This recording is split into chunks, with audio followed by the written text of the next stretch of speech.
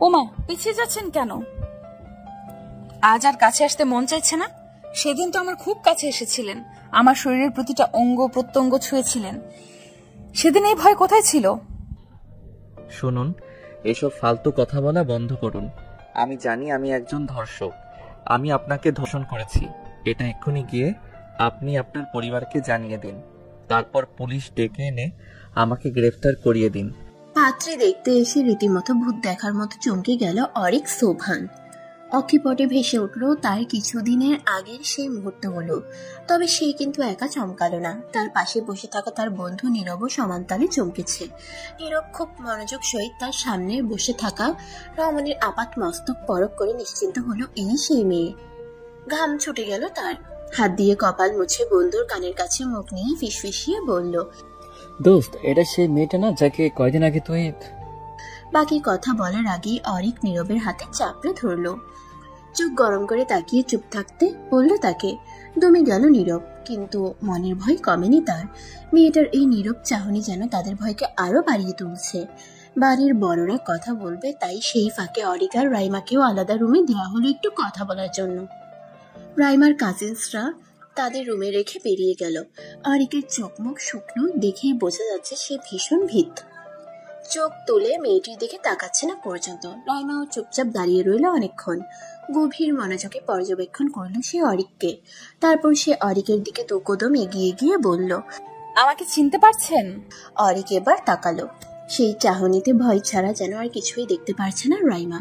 রাইমা হাসলো খুব, বলল, এ কি, আপনাকে এত ভীত দেখাচ্ছে কেন? ভয় পাবেন না, আমি কাউকে কিচ্ছু বলবো না। অরিকের কপালে বিস্ময়ের ভাঁজ পড়ল। ক্ষিপ্ত কণ্ঠে বলল, আমাকে চিনতে পেরেও কাউকে কিছু বলবেন না কেন? চাইলে আপনি এখনই আমাকে পুলিশে দিতে পারেন। আমি যা অন্যায় করেছি তার জন্য তো আমার কঠিন শাস্তি হবে। তাহলে আপনি আমাকে বাঁচিয়ে দিতে চাইছেন কেন?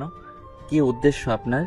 রাইমা আরেক দফা হাসলো। সুন্দরী মেয়েদের হাসি সুন্দর হলেও এই মুহূর্তে রাইমার হাসিটাকে ঠিক সুন্দর উপাধিটা দেওয়া যাচ্ছে না, কারণ তার এই হাসিতে সৌন্দর্য নেই, আছে বুক ভরা যন্ত্রণা আর হাহাকার। রাইমা হাসি থামালো, আরো কিছুটা এগিয়ে গেল অরিকের দিকে। রাইমার হঠাৎ এত কাছে আসে অরিক কিছুটা ঘাবড়ে গেল। এক কদম পিছিয়ে যেতেই রাইমা বিদ্রুপের সুরে বলল, ওমা, পিছিয়ে যাচ্ছেন কেন? আজ আর কাছে আসতে মন চাইছে না? সেদিন তো আমার খুব কাছে এসেছিলেন, আমার শরীরের প্রতিটা অঙ্গ প্রত্যঙ্গ ছুঁয়েছিলেন। সেদিন এই ভয় কোথায় ছিল? নিজের সমস্ত বাসনা মিটিয়ে আমায় রাস্তায় ফেলে রেখে তো দিব্যি বন্ধুকে নিয়ে চলে এসেছিলেন। তবে আজ কেন এত ইতস্তত বোধ করছেন? এই যে আমি আপনার কত কাছে। ছোন আমায়, কি হলো? পিছিয়ে যাচ্ছেন কেন? অনেক রেগে যায় তার কথায়। এখানে আসার আগে যদি একবার মেয়ের ছবিটা দেখে আসতো তাহলে আর তাকে এই সিচুয়েশনে পড়তে হতো না। নিজের দোষেই তার আজ এই হাল। রাগে ফুসফুস করতে করতে সে বলল, শুনুন, এসব ফালতু কথা বলা বন্ধ করুন। আমি জানি আমি একজন ধর্ষক। আমি আপনাকে ধর্ষণ করেছি, এটা এক্ষুনি গিয়ে আপনি আপনার পরিবারকে জানিয়ে দিন। তারপর পুলিশ ডেকে এনে আমাকে গ্রেফতার করিয়ে দিন। আর এত নাটক করবেন না, অনেক করেছেন। রাইমা এদিক ওদিক তাকিয়ে জোরে একটা নিঃশ্বাস নিল। কথাগুলো দুর্মর গতিতে মস্তিষ্কে আলোড়ন তৈরি করছে তার। সে তাই শক্ত গলায় বলল, না, আপনাকে আমি পুলিশে দেব না। না, আমি এই ব্যাপারটা কাউকে জানাবো। আমার পরিবারের আপনাকে খুব পছন্দ হয়েছে, আর আমার মনে হয় আপনার পরিবারেরও আমাকে খুব পছন্দ। আপনার মার কথা শুনে তো তাই মনে হলো। এখন যখন দুই পরিবারের সবকিছু পছন্দ, তবে আর আমি বেঁকে বসবো না, আপনাকেই বিয়ে করব আমি। অরিক হতভম্ব হয়ে পড়ল। বিস্মিত হয়ে তাকিয়ে রইল মেয়েটার দিকে। অদ্ভুত, একটা মেয়ে কি করে তার ধর্ষককে বিয়ে করতে রাজি হয়, তাও আবার এত সহজে? অরিকের সন্দেহ হয়, মন বলছে তার মেয়েটার মাথায় অন্য কিছু চলছে। নিশ্চয়ই আগে থেকে কিছু প্ল্যান করে রেখেছে সে। না না, এই মেয়েকে কোনো মতেই বিয়ে করা যাবে না। অরিক সিদ্ধান্ত নিয়ে নেয়, সাফ গলায় জানিয়ে দেয় সে তাকে কোনোভাবেই বিয়ে করবে না। রাইমা তাচ্ছিল্যের হাসি দিয়ে জবাবে বলল, বিয়ে তো আপনাকে করতেই হবে অরিক সোভান, আর আমাকেই করতে হবে। মগের মূল লোক নাকি? বলেছি তো আমি আপনাকে বিয়ে করব না। এখন আপনি যদি সবাইকে সবটা বলে দিতে চান তো বলে দিতে পারেন, আমার কিছু যায় আসে না। কথাটা উচ্চস্বরে বলে দু পকেটে হাত দিয়ে অন্যদিকে মুখ করে দাঁড়ালো সে। রাইমা বাঁকা হাসলো। আপনি যতটা সহজ ভাবছেন সবকিছু কিন্তু অতটাও সহজ না মিস্টার অরিক সোভান। কি বলুন তো, আমার না খুব শখ ছিল আমার একটা সংসার হবে, ছোট্ট ভালোবাসার একটা সংসার। সেখানে আমি আর আমার স্বামী অনেক সুখে থাকবো। তারপর একদিন সেই ছোট্ট সংসারকে পূর্ণ করে দেওয়ার জন্য আমাদের একটা ছোট্ট পরী আসবে, যে তার জাদু দিয়ে আমাদের সুখকে আরো বাড়িয়ে দেবে। কিন্তু কিন্তু আপনি কিছু হতে দিলেন না, সব কিছু নষ্ট করে দিলেন। আমাকে ধর্ষিতা বানালেন, চরিত্রে কালি মাখালেন, আমার সতীত্ব হরণ করলেন, আমাকে জীবন্ত লাশ বানিয়ে ছাড়লেন। এখন আপনিই বলুন, আমাকে কে বিয়ে করবে? কেউ কি যে পড়ে কোনো ধর্ষিতাকে বিয়ে করে না তো। তাই এখন আপনাকেই আমার বিয়ে করতে হবে। আপনি চান কিংবা না চান, আমি আপনার বউ হব। কথাগুলো শেষ করেই চটজলতে চোখ মুছে নিল রাইমা। হঠাৎ করেই খুব কান্না পাচ্ছে তার। সেই ভয়ঙ্কর মুহূর্তগুলো বারবার চোখের সামনে ভেসে উঠছে। নিজের দেয়া সেই বীভৎস চিৎকারগুলো যেন নিজের কানেই বাজছে। পারছে না সে, না পারছে মরতে, না পারছে বেঁচে থাকতে। আর চোখের সামনের এই মানুষটাকে দেখে যেন তার এই যন্ত্রণা আরো বেড়ে গিয়েছে। খুব তো চলছিল তার সুন্দর সাধারণ জীবনটা, হঠাৎ কোত্থেকে এই অচেনা মানুষটা এসে অমানুষের মতো তার জীবনটা নষ্ট করে দিল, ধ্বংস করে দিল তার সমস্ত স্বপ্ন।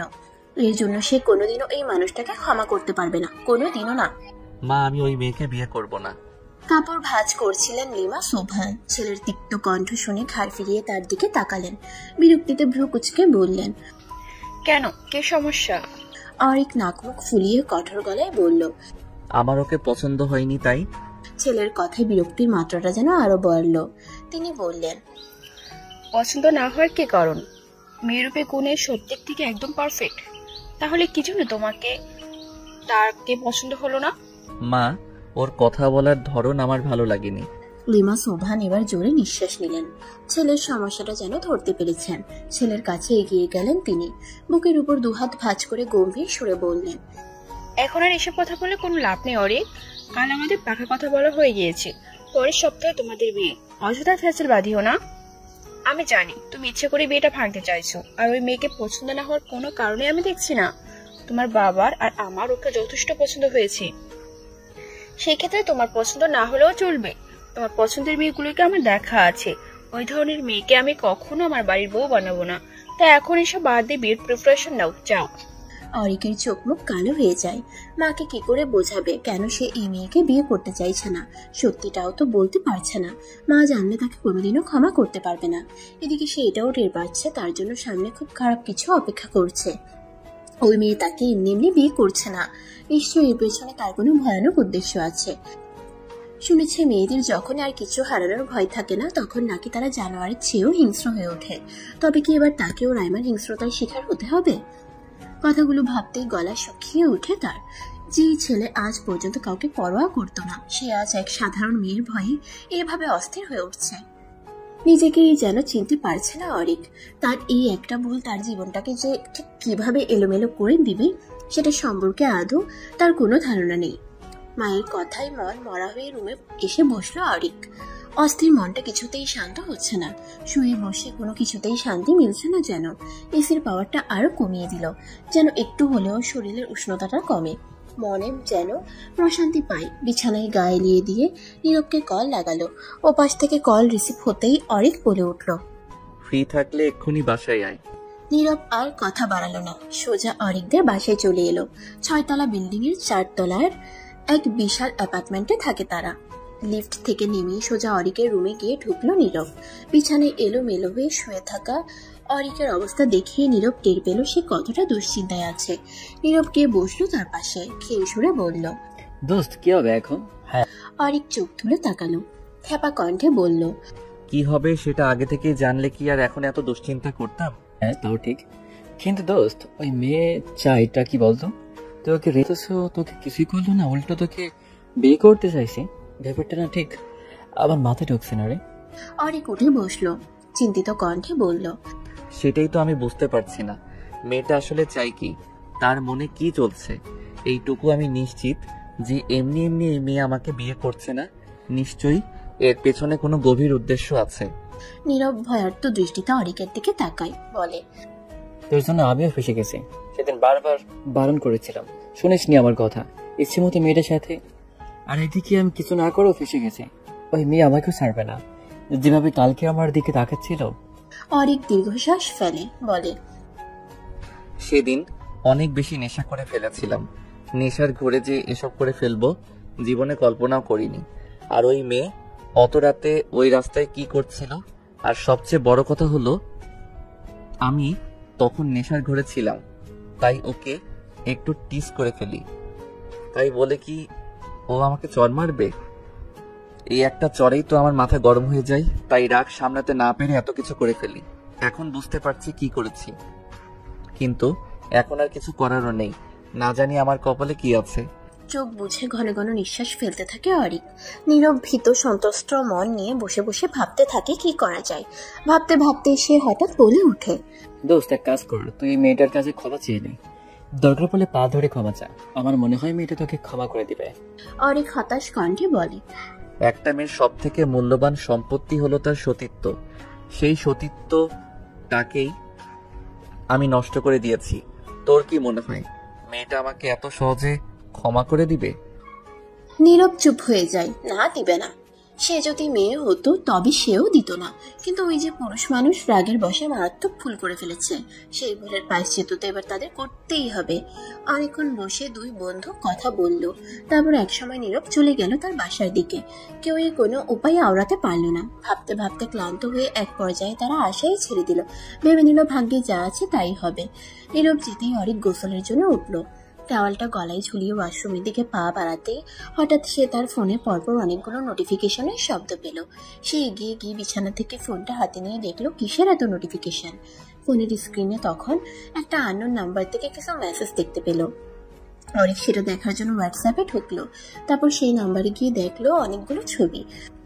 আর সেই ছবিগুলো আর কারণ না, রাইমার বেশ কয়েকটা শাড়ি গায়ে দিয়ে তোলা ছবি। তার নিচে একটা ছোট্ট মেসেজ, আচ্ছা কোন শাড়িটা আমাকে বেশি মানাচ্ছে একটু বলুন তো। অরিক এবার নিশ্চিন্ত হলো এটা রাইমার নাম্বার। সঙ্গে সঙ্গে ভীষণ বিরক্তও হলো সে। এই মেয়েটা তাকে কেন মেসেজ দিচ্ছে? সিন করেও রিপ্লাই দিল না। ফোনটা বিছানায় ছুঁড়ে ফেলে ওয়াশরুমে চলে গেল সে। ওয়াশরুম থেকে বেরিয়ে চুল মুছতে মুছতে কৌতূহল বশত অরিক আবার ফোনটা চেক করলো। চোখ যেন এবার বেরিয়ে আসবে তার। 120টা মেসেজ, আর এটা ক্রমাগত বেড়েই চলছে। তাড়াতাড়ি সে ইনবক্স ওপেন করে দেখে রাইমা তাকে লাগাতার মেসেজ দিয়েই যাচ্ছে। তার একটাতে লেখা, সিন করেও রিপ্লাই দিচ্ছেন না কেন অরিক সোহান? এত ভয় পান আমায়? পাশে দুটা হাহা ইমোজি। মেসেজটা দেখা মাত্রই রাগে চোখ মুখ লাল হয়ে ওঠে অরিকের। সে ডিরেক্ট কল দেয় সেই নাম্বারে। সঙ্গে সঙ্গে রিসিভ হয়ে যায়। রাগী গলায় অরিক বলে, কি শুরু করেছেন আপনি? এত মেসেজ কেন দিচ্ছেন? ওপাশ থেকে ক্ষীণ হাসির শব্দ শুনতে পেল সে। জবাবে রাইমা বলল, বারে আমি বুঝি আমার হবু বরকে মেসেজ দিতে পারবো না? রাগটা ধপ করে বেড়ে যায় অরিকের।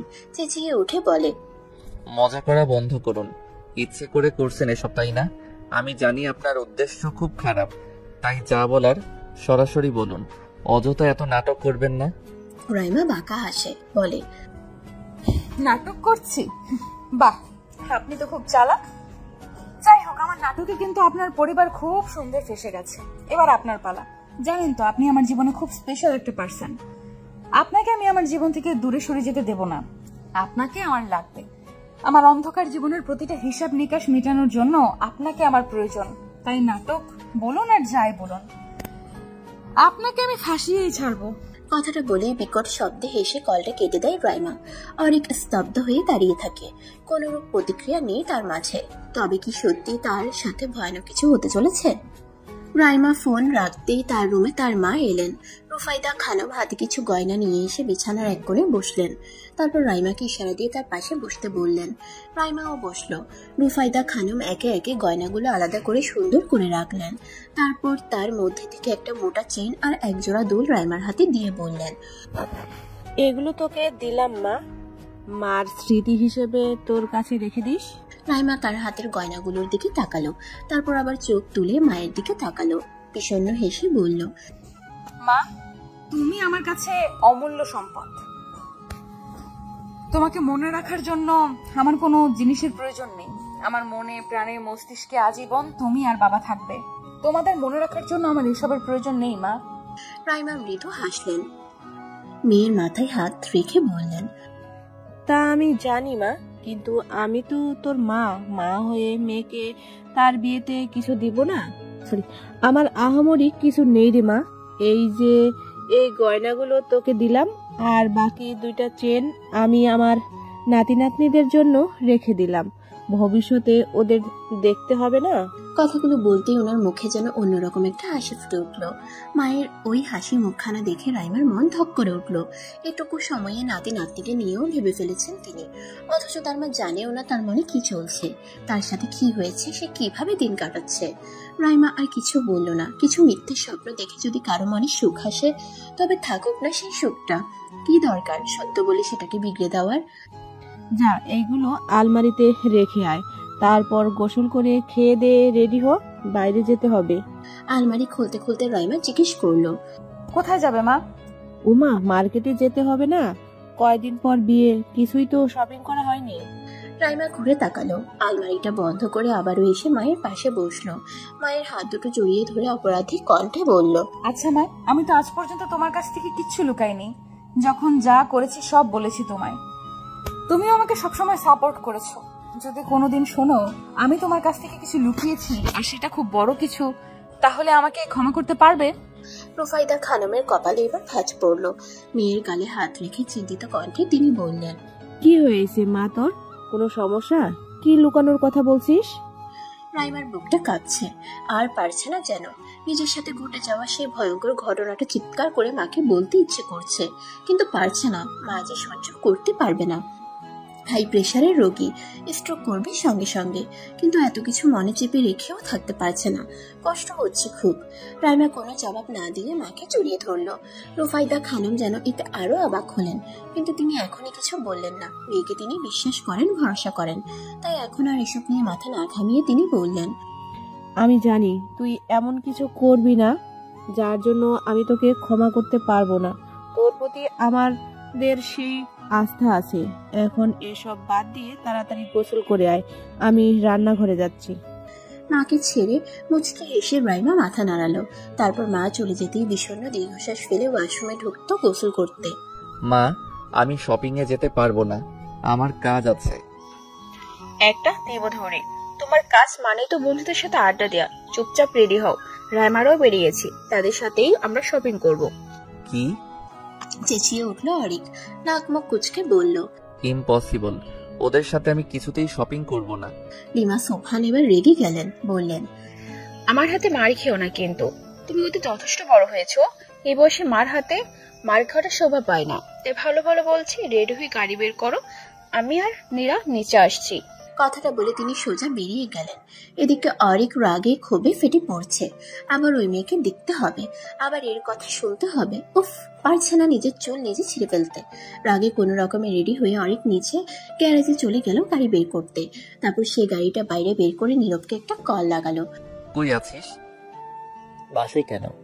আমার সাথে একটু বেরোতে হবে। কোথায় যাবে? মা আর নীরাকে নিয়ে একটু শপিং এ যাব। ও, বিয়ের শপিং করবে নাকি? তাহলে এক কাজ করিস, তোর আর আমার জন্য কাফনি কাপড়টাও কিনে রাখিস, কারণ তোর বিয়ের পরপরই তো এটা আমাদের লাগবে, তাই না? বিদ্রুপের সুরে কথাটা বলে নীরব। অরিক খেপে গিয়ে বলে, লাপ্তি খাবি শালা? কথা কম বলে তাড়াতাড়ি বাড়ির সামনে আয়। তা না হয় এলাম, কিন্তু এটা বলতে ওই মেয়ে আমার তোদের সাথে শপিং করবে না তো? অরিক জানে নীরবকে সত্যিটা বললেও জীবনে তার সাথে যাবে না, তাই সে মিথ্যে বলল। আরে না, ও যাবে না। আমি, মা আর নীরা যাব শুধু। তাহলে ঠিক আছে, আমি আসছি। ফোনটা পকেটে রেখে স্বস্তির নিঃশ্বাস ফেলে অরিক। বন্ধু পাশে থাকলে কিছুটা হলেও ভয় কম লাগবে তার, নয়তো ওই মেয়ের কথা আর তাকানোর ধরন দেখলেই বুক কেঁপে ওঠে যেন। উফ, সাংঘাতিক একটা মেয়ে। সেদিন যেভাবে ওকে ছেড়ে এসেছিল, বাঁচবে না বলেই তো মনে হয়েছিল, অথচ সে এখন দিব্যি বেঁচে আছে। শুধু বেঁচে আছে বললে ভুল হবে, তাকে জ্বালিয়ে মারছে। কথাগুলো ভেবেই ভীষণ রকম বিরক্ত হলো অরিক। গাড়িতে উঠে ঠাস করে দরজাটা লাগিয়ে বসে রইল। কিছুক্ষণ পর অরিকের মা আর বোন এসে গাড়িতে বসতে এসে গাড়ি স্টার্ট দিল। কিছুটা পথ গিয়ে মাঝ রাস্তা থেকে নীরবকেও পিক করে নিল। প্রায় আধ ঘন্টার রাস্তা পেরিয়ে তারা মার্কেটে এসে পৌঁছালো। নীরব ফার্স্টে গাড়ি থেকে নেমে লুকিং গ্লাস দিয়ে চুলগুলো একটু ঠিক করে সোজা হয়ে দাঁড়ালো। তারপর এদিক ওদিক তাকিয়ে সামনে বিশাল শপিং মলটার দিকে তাকাতেই তার যেন হুঁশ উড়ে গেল। ভয়ার্ত দৃষ্টিতে কিছুক্ষণ সেদিকে তাকিয়ে থেকে উল্টো দিকে হাঁটা দিতেই অরিক এসে পেছন থেকে কলার টেনে ধরলো। কই যাস বেটা? নীরব পেছনে ঘুরে দাঁতে দাঁত চেপে বলল, তুই না বললে মেয়ে আসবে না, তাহলে ওইটা কে? ওইটা যেই হোক না কেন, তোকে এত পাত্তা দিতে হবে না। তুই শুধু আমার সাথে সাথে থাকবি, এইটুকুই তোর কাজ। নীরব অসহায়ের মতো অরিকের দিকে তাকালো, যেন এখনই কান্না করে দিবে। এই মুহূর্তে তার ইচ্ছে করছে এই ছেলেটাকে এক্ষুনি খুন করে দিতে। শালা নিজে তো মরবে, সাথে তাকেও মারবে। রাইমা মিষ্টি হাসলো অরিকদের দেখে, তবে সেই মিষ্টি হাসিটাও ক্যাকটাসের কাটার মতন গিয়ে বিঁধল অরিক আর নীরবের বুকে। দুজনেই গম্ভীর গম্ভীর চোখ মুখ নিয়ে সেদিকে গেল। অরিকের বোন নীরা রাইমাকে পেয়ে খুব খুশি, আর লিমা সোভানও খুশি হলেন ভীষণ। রাইমা আর তার মায়ের সাথে কিছুক্ষণ কথা বলে সকলে ভেতরে গেলেন। অরিক আর নীরব পেছন পেছন হাঁটছে, পা যেন চলছে না তাদের। নীরব বারবার চেষ্টা করে যাচ্ছে কোনো রকমে পালিয়ে যাওয়ার, কিন্তু অরিকের জন্য পারছে না। তারা একটা বড় শাড়ির শোরুমে ঢুকে একে একে শাড়ি দেখতে থাকে সকলে। তখনও অরিক আর নীরব অনেকটা দূরে দাঁড়িয়ে নিজেদের মধ্যে কথা বলতে থাকে। সে সময় নীরা তাদের কাছে আসে, বলে, এই ভাইয়া, তুমি এখানে দাঁড়িয়ে আছো কেন? ওই দিকে আসো, ভাবির জন্য শাড়ি পছন্দ করে দিবে। অরিক গলা গলায় জবাব দিল, আমি কেন পছন্দ করব? যার জন্য শাড়ি কিনবে সে তো নিজে এসেছে, তাকে কি জিজ্ঞেস কর? আমাকে এসবের মধ্যে একদম টানবি না। নীরা বিরক্ত কণ্ঠে বলল, উফ ভাইয়া, তুমি এমন কেন বলো তো? একটু তো রোমান্টিক হতে পারো। নিজের হবু বউকে একটু শাড়ি বেচে দিলে কি হয়? এই নীরব ভাইয়া, আপনি বলেন না কিছু। নীরব বোকা বোকা হেসে নীরার কথার সাথে তাল মিলিয়ে বলল, হ্যাঁ হ্যাঁ, আমি তো সেটাই বলছিলাম। এই দোস্ত, যা তো, ভাবি একটু হেল্প কর। অরিক দাঁত কিরমিরিয়ে নীরবের দিকে তাকালো, যেন এক্ষুনি তাকে আস্ত চিবিয়ে ফেলবে। নীরব ভয়ে ছোট্ট ঢোক গেলে অন্যদিকে ঘুরে দাঁড়ায়। নীরা অরিকের হাত টেনে বলে, চল না ভাইয়া। সেই সময় আবার অরিকের মাও তাকে ডেকে ওঠে। এবার আর ছাড়া পাবে না সে। মা যখন ডাকছে তখন যেতেই হবে, নয়তো সকলের সামনে এসেই ছাড়ি দেওয়া শুরু করবে। অরিক বিরক্ত ভঙ্গিতে এগিয়ে গেল সেদিকে। নীরা তাকে নিয়ে দাঁড় করালো রাইমার পাশে। এতে যেন তার আরো গা চলে উঠল। দু হাত পকেটে পুরে শক্ত হয়ে দাঁড়িয়ে রইল।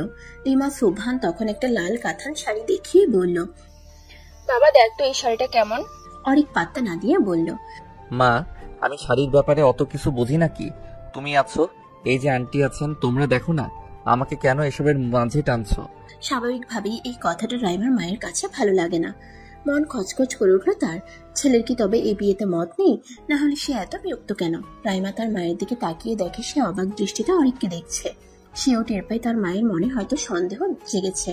তাই সে দাঁতে দাঁত চেপে অরিককে ফিসফিসিয়ে বলে, এই যে মিস্টার, ভালোভাবে কথা বলুন। আপনার কথা শুনে যদি আমার মায়ের মনে কোনো প্রকার সন্দেহ জাগে তাহলে কিন্তু খুব খারাপ হয়ে যাবে। আপনার ইচ্ছে থাকুক আর না থাকুক, হাসি মুখে মেনে নিন সবটা। রাইমার থ্রেড শুনে রাগে দপদপ করতে থাকে অরিকের মস্তিষ্ক। এইটুকুনি একটা মেয়ে তাকে এইভাবে থ্রেড দিচ্ছে, ইচ্ছে করছে। রাগটা দমিয়ে নিল, জোরপূর্বক মুখে হাসি টেনে নিল। অস্বস্তিতে মাথা চলকিয়ে আমতা আমতা করে বলল, না মানে আম্মু, এই শাড়িটা অত একটা ভালো লাগছে না, তুমি ওই ডার্ক রেড কালারটা দেখো। তার কথা মতো দোকানদার সেই শাড়িটা নামিয়ে দিল। অরিক সেটা খেটে খেটে দেখে বলল, বাহ, এটা বেশ সুন্দর, রাইমাকে সুন্দর মানাবে। অরিকের কথা শুনে দুই মাই মুচকি মুচকি হাসলো। নীরাও লাফিয়ে উঠে বলল, এই না হলে আমার ভাই কত সুন্দর বুঝে গেল বউকে কোনটাতে বেশি মানাবে। অরিক মেকি হেসে শাড়িটা রেখে দিল। রাইমা তখন শাড়িটা হাতে নিয়ে বলল, কিন্তু আমার এটা পছন্দ হয়নি, আমি আন্টির পছন্দ করা ওই রেড কাতানটাই নিব। এবার অনেক বেশি বিরক্ত হলো অরিক। যদি নিজের পছন্দেই নিতে হয় তাহলে ঢং করে আর তাকে পছন্দ করতে বলা হলো কেন? সে তখন তার ছেলে সুরে বলল, সমস্যা নেই, আমার যেটা পছন্দ আপনি সেটাই নিন। তারপর অরিক আর কোনো কথা বলল না, জোরে একটা নিঃশ্বাস ফেলে চুপচাপ দাঁড়িয়ে রইল কেবল। অনেক কিছু কেনাকাটা করলো, কিন্তু কথা হলো এর মাঝেই নীরব ভেগে গিয়েছে। এই নিয়ে চরম ক্ষেপে আছে অরিক। ছেলেটাকে একবার হাতে পেলে আর আস্ত রাখবে না। একে তো এই নিয়ে রাগ, তার উপর শপিং করতে এসে ঘুরতে ঘুরতে তার অবস্থা খারাপ। রাইমার জন্য রাগ দেখিয়ে কিছু বলতেও পারছে না। মেয়েটা চোখের ইশারা দিতেই যেন অদ্ভুত ভাবে সে চুপ হয়ে যায়। নিজেই নিজেকে থাপড়াতে মন চাচ্ছে তার। একটা ছেলে হয়ে সে এইভাবে একটা মেয়েকে ভয় পাচ্ছে, ভাবতেই রাগে কেঁপে উঠছে সে। সব শেষে বেরিয়ে আসার সময় রাইমা আর অরিককে একটু আলাদা সময় দেওয়া হলো কথা বলার জন্য। সেখানেও অরিক চোয়াল শক্ত করে দাঁড়িয়ে রইল কেবল। রাইমা হাসলো, যেন বিদ্রুপ ছড়িয়ে পড়ছে সেই হাসিতে। বলল, আহারে, আমার হবু বরটার চোখ মুখ কেমন শুকিয়ে গেছে, ঠিক মতো খাওয়া দাওয়া করে না বুঝি? অরিক নাক পাল্লা ফুলিয়ে রাগ দমানোর চেষ্টা করছে। রাইমা বুঝলো ব্যাপারটা, সে আবারও হাসলো। এক কদম এগিয়ে এসে বলল, অতিরিক্ত রাগ মানুষকে ধ্বংস করে দেয়, জানেন তো? আর দেখবেন আপনার এই অতিরিক্ত রাগ আপনারও ধ্বংস বয়ে আনবে। অরিক তাও কিছু বলল না, কেবল দাঁত দিয়ে নিচের ঠোঁটটা কামড়ে ধরলো। রাইমা কিছুক্ষণ তার দিকে তাকিয়ে থেকে সেখান থেকে চলে গেল। রাইমা চলে যেতেই অরিক তার সামনে থাকা দেয়ালটাই সজোরে খুশি মারল। দাঁতে দাঁত চেপে ক্ষুব্ধ কণ্ঠে বলল, না, এবার এই মেয়ের একটা ব্যবস্থা করতেই হবে। বাসায় ফিরে ক্লান্ত হয়ে বিছানায় শুয়ে পড়ল অরিক। মন মেজাজ একেবারে তুঙ্গে উঠে আসে তার। অনেকক্ষণ সে চোখ বুঝে শুয়ে রইল। হঠাৎ তার ফোনটা বেজে উঠল। ফোনটা হাতে নিয়ে সে দেখলো নীরব কল দিচ্ছে। রাগে যেন ঘি পড়লো এবার। কলটা রিসিভ করে অকথ্য ভাষায় গালাগাল করতে লাগলো তাকে। বেচারা ভয়ে চুপচাপ সব হজম করে নিল। এক পর্যায়ে অরিকও হয়রান হয়ে দম ফেলল। তখন নীরব ভয়ে ভয়ে বলল, দোস্ত, আসলে খুব জরুরি একটা কাজ পড়ে গেছিল তো, তাই চলে আসতে হয়েছে, না হলে আমি জীবনও আসতাম না। চুপ কর শালা, আমাকে এসব ফালতু কথা বলে বোঝাতে আসবি না। অরিকের ধমক শুনে নীরব আবারও চুপসে গেল। তবে নিজের মনে কিছুটা সাহস সঞ্চয় করে বলল, দোস্ত, আমার মাঝে আরেকটা আইডিয়া এসেছে। তোর বালের আইডিয়া তোর কাছেই রাখ। আরে না, একবার শুনি দেখ না। ইচ্ছে না থাকা সত্ত্বেও অরিক বলল, কি আইডিয়া? শোন, তুই একবার রাইমার সাথে আলাদাভাবে কথা বলে দেখ। তুই ওর কাছে ক্ষমা চা, একেবারে একতি মিনতি করে ক্ষমা চাইবে। তুই ওকে বুঝিয়ে বলবি যে তোর যা হয়েছে ভুল হয়েছে। বলবি যে তুই ওকে বিয়ে করতে চাস, অন্য সবার মধ্যে একটা স্বাভাবিক স্বামী স্ত্রীর সম্পর্ক করতে চাস। এভাবে ইনিয়ে বিনিয়ে এটা ওটা বলে তুই ওকে বোঝানোর চেষ্টা করবি। তারপর দেখো কি বলে। তোর মনে হয় ওই মেয়ের কাছে ক্ষমা চাইলেই ও আমাকে ক্ষমা করে দিবে? আরে তুই চেয়েও দেখ না, মেয়েদের মন গলতে 2 মিনিটও লাগে না। তুই শুধু একটু ইমোশনালি কথা বলিস, তাহলেই হবে। অরিক জিভ দিয়ে ঠোঁট ভিজিয়ে অনিশ্চিত গলায় বলল, আচ্ছা ঠিক আছে, ওর সাথে কথা বলে দেখি তাহলে। তবে তাতেও যদি না হয় তবে আমি এর অন্য ব্যবস্থা নিব। এইভাবে আর একে আমি সহ্য করতে পারবো না। 2 দিন পেরিয়ে গেল। পরদিন এক বিকেলে অরিক গেল কাছেরই একটা কফি শপে। রাইমাকেও সে সেখানে আসতে বলেছে। অরিক আগে আগে পৌঁছে গেছিল, তাই সে কফি শপের এক কোণে সে গিয়ে বসলো। হাতে ফোনটা নিয়ে দেখলো 4:25 বাজে। সে অপেক্ষা করতে থাকে। প্রায় 15 মিনিট পর সেখানে রাইমার আগমন ঘটে। অরিকের অগোছালো দৃষ্টি হঠাৎ রাইমার উপর পড়তেই সে যেন কিছুক্ষণের জন্য আটকে গেল। খেয়াল করে দেখলো মেয়েটা ভীষণ সুন্দর, আর তার সব থেকে সুন্দর জিনিসটা হলো তার চুল। একেবারে কোমর ছুঁয়েছে, বিনুনি বাঁধা চুলে যেন স্নিগ্ধ লাগছে তাকে। রাইমা এসে চেয়ার টেনে বসতেই অরিক চোখ নামিয়ে ফেলল। নিজের আগের মুডে ফিরে গেল সে। গম্ভীর গম্ভীর চোখমুখ করে রাইমার দিকে তাকালো। রাইমা তখন বিরস মুখে তাকে জিজ্ঞেস করলো, কেন ডেকেছেন আমায়? বলছি। এটুকু বলে অরিক প্রথমে একজন ওয়েটারকে ডেকে 2টা কফি অর্ডার দিয়ে নিল। ওয়েটার অর্ডার নিয়ে চলে যাওয়ার পর অরিক 2 হাত টেবিলের উপর রেখে সোজা হয়ে বসলো। চোখ বুঝে একটা তপ্ত নিঃশ্বাস ছাড়লো। তারপর মিহি কণ্ঠে বলল, আমি সরি রাইমা, আমি জানি আমি খুব ভুল করেছি, জঘন্য ভুল করেছি। এই ভুলের কোনো ক্ষমা হয় না। তাও আমি ক্ষমা চাইছি, মন থেকে চাইছি। প্লিজ রাইমা, প্লিজ আমাকে ক্ষমা করে দিন। আমি আর এত প্রেশার নিতে পারছি না। হ্যাঁ, আমি আপনাকে বিয়ে করব, আর 5টা মানুষের মতো আমরাও ছোট্ট একটা সংসার গড়ে তুলব। আমি আপনাকে প্রমিস করছি, নিজের সবটুকু দিয়ে আমি চেষ্টা করব আপনার সব কষ্ট দূর করে দেওয়ার জন্য। আপনি প্লিজ আমাকে একটা সুযোগ দিন, প্লিজ। অরিক থামলো। চোখ মুখ ফ্যাকাশে হয়ে আছে তার। রাইমা অনেকক্ষণ তাকিয়ে রইল অরিকের দিকে। তার মধ্যে কোনো হেলদোল নেই। অরিক থমথমে কণ্ঠে জিজ্ঞেস করলো, কি হলো রাইমা, কিছু বলছেন না কেন? রাইমা জিভ দিয়ে ঠোঁট ভেজালো। একটু নড়ে চড়ে বসে অতঃপর বলল, আচ্ছা, আপনার তো বোন আছে, বোনকে নিশ্চয়ই খুব ভালোবাসেন। যদি আজকে আপনার বোনের সাথে এমন কিছু হয়, যদি তার চরিত্রেও কেউ এইভাবে কালি মেখে দেয়, তবে আপনি কি করবেন? পারবেন সেই লোকটাকে ক্ষমা করে দিতে? নিজের মনকে একবার প্রশ্ন করে দেখুন তো সে কি বলে।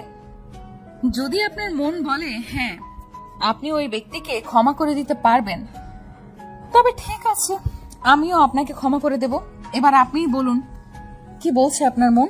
পারবেন ক্ষমা করতে? অরিক তার কথার পিঠে আর কোনো কথা খুঁজে পেল না। সে থম মেরে নিচের দিকে তাকিয়ে বসে রইল। রাইমা তখন তাচ্ছিল্যের হাসি দিয়ে বলল, পারবেন না তাই তো? কারণ ও তো আপনার বোন, আপনার পৃথিবী। নিজের বোনের বেলায় যেটা ভাবতে পারেন সেটা অন্যের বোনের বেলায় কেন ভাবতে পারেন না বলুন তো? আমার হয়তো ভাই নেই, তবে আমার তো মা বাবা আছে। ওদের কাছে আমি অক্সিজেন, ওদের বেঁচে থাকার একমাত্র অবলম্বন। জানেন, আমার মা বাবা এখনো কিছুই জানেন না। জানলে বাঁচবে না, মরে যাবে। আপনি একবার ভাবুন তো, আপনি কি করেছেন? শুধু একটা না, তিনটা প্রাণকে আপনি মেরে ফেলেছেন। একটা সুন্দর জীবন, সুন্দর পরিবারকে নষ্ট করে দিয়েছেন। জানেন আমি কিভাবে বেঁচে আছি? নিজের এই শরীরটা দেখলে কতটা ঘৃণা লাগে জানেন? ইচ্ছে করে নিজেকে শেষ করে দিই, কিন্তু পারি না। মা বাবার জন্য পারি না। আপনি এই কষ্ট কোনোদিনও বুঝবেন না, কারণ আপনি তো কোনো মানুষ না, কেবল যৌন ক্ষুধার্ত এক প্রাণী। মন, মস্তিষ্ক, বিবেক কোনোটাই আপনার নেই। এইটুকু বলে রাইমা থামলো। জোরে দম ফেলে আবারও সে বলল, ক্ষমা করবেন আমাকে। আপনার মতো একটা মানুষকে আমি কখনো ক্ষমা করতে পারবো না। কথাটা শেষ করেই রাইমা উঠে দাঁড়ায়, তারপর হন করে বেরিয়ে যায় সেখান থেকে। অরিক স্তব্ধ হয়ে বসে থাকে। শেষের কথাগুলো খুব লেগেছে তার। এখন মনে চাচ্ছে ক্ষমা চাওয়ারই উচিত হয়নি। নীরবের আইডিয়া শুনতে গিয়ে আবারও একবার অপমানিত হলে সে। রাগে দুহাত মুষ্টিবদ্ধ করে নিল। কপালের রগ ফুলে উঠল তখন। এভাবে অপমান আজ পর্যন্ত কেউ করেনি তাকে। মেয়েটি ইচ্ছে করেই এমন করেছে। চাইলেই তাকে ক্ষমা করে দিতে পারত, কিন্তু তা না করে সে ব্যাপারটাকে আরো জটিল করছে। সে ইচ্ছে করেই ঝামেলা পাকাতে চাইছে। তবে এবার অরিকও আর চুপ থাকবে না। সেও এবার দেখবে এই মেয়ে আর কি কি করতে পারে। বিয়ের দিন ঘনিয়ে এলো। দুই বাড়িতেই বিয়ের প্রস্তুতি চলে জড়সড় ভাবে। কিন্তু যাদের বিয়ে তাদের মাঝে কোনোরূপ প্রতিক্রিয়া নেই। কোনো রকমে যেন দিন পার করছে কেবল। মনের মধ্যে দুজনেরই চলছে মারাত্মক বিদ্বেষ। দুজনেই কেবল সময়ের অপেক্ষায় অপেক্ষাকৃত। যত সময় গড়াবে সুন্দর মুহূর্তগুলো তত তাড়াতাড়ি কেটে যাবে। তারপর আসবে সেই কুৎসিত মুহূর্তগুলো, যেই মুহূর্তগুলো কখনো কেউ ভুলতে পারবে না। মস্তিষ্কের স্মৃতির কোঠায় বিচ্ছিন্ন কিছু স্মৃতি হিসেবে সেগুলো জমা থাকবে আজীবন। হলুদ শেষে ছাদ থেকে নেমে এলো অরিক। রুমে এসে কাকে যেন একটা কল লাগালো। সেই কল রিসিভ হতেই সে উদ্বেগ নিয়ে বলল, যা যা বলেছি সব মনে আছে তো? কোনো গন্ডগোল যেন না হয়, নয়তো 1 পয়সাও পাবি না। ওই পাশের মানুষটি অরিককে আশ্বাস দিয়ে বলল, কোনো চিন্তা করবেন না ভাই, সময় মতো সবকিছু হয়ে যাবে, আপনি নিশ্চিন্তে থাকুন। এবার যেন কিছুটা হলেও প্রশান্তি পাচ্ছে অরিক। ফোনটা বিছানায় রেখে সে আয়নার সামনে গিয়ে দাঁড়ালো। হলুদে ভূত সেজে আছে। তখন সে গালের হলুদটা আলতো হাতে মুছতে মুছতে বলল, বিয়ে করার খুব শখ তাই না? এবার বুঝবে তুমি ডিয়ার কার সাথে পাঙ্গা নিতে এসেছো। কথাটা বলেই বাঁকা হাসলো সে। তারপর একটা টাওয়াল নিয়ে ওয়াশরুমে চলে গেল ফ্রেশ হতে। ছিমছাম ভাবে হলুদের অনুষ্ঠানটা হয়ে গেল। দুই বাড়িতেই আহামরি কোনো আয়োজন নেই। বিয়েটা পারিবারিক ভাবেই হচ্ছে বিধায় বাইরে তেমন কাউকে আপাতত জানানো হয়নি। উদ্দেশ্য পরে বড় করে অনুষ্ঠান করা হবে। এখন কেবল আকত করা হবে আর কি। হলুদের শাড়িটা এখনো রাইমার গায়ে জড়ানো। গালে গলায় এক গাদা হলুদ লেগে আছে তার। চুলগুলো এলোমেলো হয়ে কোমর পর্যন্ত ছড়িয়ে আছে। শুষ্ক ঠোঁটছোড়া কাঁপছে খানি। চোখ থেকে তার অনর্গল পানি পড়ে যাচ্ছে। কষ্ট হচ্ছে যে খুব। এইভাবে এসব কিছু তারও মানতে কষ্ট হচ্ছে। কোনোভাবেই ভুলে থাকতে পারছে না। মা বাবার হাসি মুখটার দিকে তাকালে যেন আরো কষ্ট হয় তার। বুকটা কেঁপে উঠে যখন মনে পড়ে এই হাসিটা আর বেশি দিন থাকবে না। রাইমা অনেকক্ষণ কাঁদে। দরজা আটকে নিশ্চুপে কেঁদে কেটে ভাসিয়ে দেয়। এবার তার মাথা ব্যথা করছে, আর পারছে না। চোখ মুখ ভয়ানক ফুলে গেছে। নিজেকে আয়নায় দেখে ঘাবড়ে যায়। মা দেখলে নির্ঘাত বুঝে যাবে সে যে কাঁদছে। তখন মাও কান্না জুড়ে দিবে। রাইমা তাই তাড়াহুড়ো করে ওয়াশরুম থেকে গোসল সেরে বের হলো। ভালোভাবে চোখ মুখ মুছে মুখে অনেকটা পাউডার মাখলো যেন লাল লাল ভাবটা অতটাও বোঝা না যায়। চোখগুলো ভালো মতো মুছে নিল। কিন্তু তাও মায়ের চোখ ফাঁকি দেয়া আর কি এত সহজ? রাইমা জোরে জোরে নিঃশ্বাস নিয়ে নিজেকে শান্ত করলো। মুখে মিথ্যে মিথ্যে একটা হাসির রেখা ফোটালো। তারপর দরজা খুলে বাইরে বের হলো সে। বাড়িতে অনেক বেশি মেহমান না এলেও মা আর বাবার বাড়ির মামা চাচারা এসেছে। আর তাদের সাথে এসেছে তাদের বিচ্ছু দলগুলো। পুরো বাড়ি ছমছম করছে যেন তাদের কোলাহলে। সবার কত ব্যস্ততা। মা চাচিরা রান্নাঘরে ব্যস্ত। মামিরা সব নানান রকম পিঠা বানাচ্ছে। বাবা কাকারা বসেছে জটিল সব হিসাব নিকাশে। পিচ্ছিগুলো ছুটাছুটি করছে পুরো বাড়ি জুড়ে। রাইমার প্রিয় কিছু কাজিনও আছে যারা এই মুহূর্তে মেহেদি পড়ায় ব্যস্ত। রাইমাকেও বলেছিল মেহেদি পড়তে হবে। সে তখন বারণ করে দিয়েছিল, বলেছিল পরে পড়বে। সবার মধ্যে কত কত উত্তেজনা, অথচ তার মনে কোনো অনুভূতি নেই। যেন আত্মাহীন এক জ্যান্ত শরীর কেবল চারিদিকে ঘুরে বেড়াচ্ছে। রাইমার খুব কষ্ট হচ্ছে এই মানুষগুলোকে দেখে, তাদের এত আগ্রহকে দেখে। মনে হচ্ছে ইস, যদি আর 5টা মেয়ের মতো সেও তার বিয়েটাকে এনজয় করতে পারতো। বাইরে মাগরিবের আজান হচ্ছে। দিনের আলো কেটে গিয়ে রাতের আধার তার জায়গা দখল করে নিচ্ছে। আর এই রাত পেরোলেই অরিকের বিয়ে। অরিকের বাড়িতেও কোনো আয়োজনের কমতি নেই। লিমা শোভান শৌখিন মানুষ। অনুষ্ঠানটা ছোটখাটো পরিসরের মধ্যে হলেও তিনি কোনো জিনিসের কমতি রাখেননি। কিছুক্ষণ আগেই মেয়ের বাড়িতে এক গাদা ডালা পাঠিয়েছেন। এখন আবার নীলাকে বসিয়ে দিয়েছেন অরিকের হাতে মেহেদি দিয়ে দেওয়ার জন্য। এই নিয়ে অরিক মারাত্মক কাণ্ড ঘটিয়ে ফেলেছে। সে কোনো মতেই মেহেদি দিবে না। অন্যদিকে তার মা তাকে দেওয়াবেই। একটু হলেও মেহেদি তার হাতে ছোঁয়াতেই হবে। মেহেদি ছাড়া হলুদ সম্পন্ন হয় না, এটাই ওনার দাবি। তাই হাজার ঝড় তুফান করে অরিক বাঁচতে পারল না। শেষ পর্যন্ত তাকে তার মার কাছে হার মানতেই হলো। নীলাকে কড়া গলায় সে বলে দিল কেবল একটুখানি মেহেদি দিতে, যদি বেশি হয়েছে তবে এই মেহেদি নাকি তার গালে মাখাবে সে। নীলাকে হুমকি ধমকি দিয়ে সে চোয়াল শক্ত করে অন্যদিকে মুখ করে বসে রইল। বেশি সময় রাখলো না। 10 মিনিট পরে নীরা বলল, ভাইয়া শেষ। অরিক ঘুরে তাকাতেই মীরা মেহেদি নিয়ে সেখান থেকে কেটে পড়ল। অরিক তার বাম হাতটার দিকে মনোযোগ দিয়ে তাকালো। হাতের তালুতে রাইমা নামটা দেখতেই যেন তার গায়ে আগুন জ্বলে উঠল। চিৎকার দিয়ে উঠল সে, নীরার বাচ্চা, তোকে খালি পাই আমি। ফাজিল হয়েছিস তাই না? থাপড়িয়ে সোজা বানাবো, অসভ্য মেয়ে। রাগে ফোঁস করতে করতে অরিক গিয়ে তার হাত ধুয়ে ফেললো। সাবান দিয়ে ঘষে ঘষে সেই নামটা উঠাতে চাইলো, তাও পুরোপুরি উঠল না। হাতটা মুখের সামনে ধরে সে রাগে গলায় বলল, উফ, এই নামটাও দেখছি তার মালিকের মতো। আমার হাতে আঠার মতো লেগে গিয়েছে। শালা কপালটাই খারাপ। হাজারটা ধর্ষণেও যেখানে এই দেশে মানুষের কোনো শাস্তি হচ্ছে না, সেখানে একটা ধর্ষণেই আমার রাতের ঘুম হারাম হয়ে গেছে। শালি একটা জিনিস আছে, একেবারে যেন দাবানল। কথাগুলো বলে বিরক্ত ভরা নিঃশ্বাস ফেলে সে নিজের রুমে চলে গেল। তারপর বারান্দায় দাঁড়িয়ে নীরবকে কল লাগালো। নীরব কল রিসিভ করতেই সে বলল, কালকে কখন আসবি? অরিকের রাগ হলেও সেও কিছু বলল না। তপ্ত কণ্ঠে বলল, ঠিক আছে, ডাকছি। কল কেটে দিল সে। আকাশের দিকে তাকিয়ে আনমনে বলল, বিপদের সময় বন্ধুরাও স্বার্থপর হয়ে যায়। রাত অনেক গভীর হলো। চারদিকের হইচই নিভে গিয়ে এখন একদম নিস্তব্ধ। সারাদিনের ব্যস্ততা শেষে সবাই এখন তলিয়ে গেছে গভীর ঘুমে। ঘুম নেই কেবল দুজনের চোখে। রাইমার ক্লান্ত চোখের দৃষ্টি তার দক্ষিণের জানলার পর্দাগুলোর দিকে। মুগ্ধ স্বাধীন স্নিগ্ধ বাতাসে কি সুন্দর উঠছে তারা। ইস, সেও যদি তাদের মতো মুক্ত হতে পারত, যদি পারত এই অভিশাপের জীবন থেকে নিজেকে মুক্তি দিতে। অন্যদিকে বারান্দার কোণে দাঁড়িয়ে আরেক জোড়া চোখ আকাশ দেখতে ব্যস্ত। আগে কখনো সে এভাবে আকাশ দেখেনি। তবে আজ কেন? আজকের দিনটা কি অন্য দিনের চেয়ে একটু ভিন্ন? হয়তো তাই। কাল তো আবার তার বিয়ে, জানে হবে না, তাও আপাত দৃষ্টিতে বলা তো যায়। কাল তার বিয়ে, তারও একটা বউ হবে। বউ, এই শব্দটা মাথায় আসতেই তার রাইমার কথা মনে পড়ে গেল। রাইমার শুকনো মুখটা ভেসে উঠল তার চোখের সামনে। হঠাৎ করেই কেন যেন তার মনে হলো মেয়েটার সাথে সে খুব বেশি অন্যায় করে ফেলেছে। আজ যদি এমনটা না হতো, এটা যদি একটা স্বাভাবিক বিয়ে হতো, তবে সে হাসি মুখে রাইমাকে মেনে নিত। মেয়েটা মায়াবী, বড় বড় চোখগুলোতে অসম্ভব মায়া আছে তার। কিন্তু এখন সে মায়ার বদলে এই চোখ জোড়াতে দেখা যায় কেবল আক্রোশ, যেন উপচে পড়া আগুনের লাভা। কি ভয়ঙ্কর সেই চাহনি! চোখ বুঝে জোরে নিঃশ্বাস নেয় অরিক। না, দুর্বল হলে চলবে না। সে তার সিদ্ধান্তে অটল। আগে থেকেই সব প্ল্যানিং করা, এবার শুধু কালকের দিনের অপেক্ষা। বরযাত্রী কনের বাড়িতে পা রাখতেই শোনা গেল এক মারাত্মক ঘটনা। কনেকে নাকি পাওয়া যাচ্ছে না। মিনিটে সে খবর ছড়িয়ে পড়লো চারদিকে। বরের আর বরণ হলো না। অরিকের বাড়ির লোকজনও যেন আকাশ থেকে পড়লো।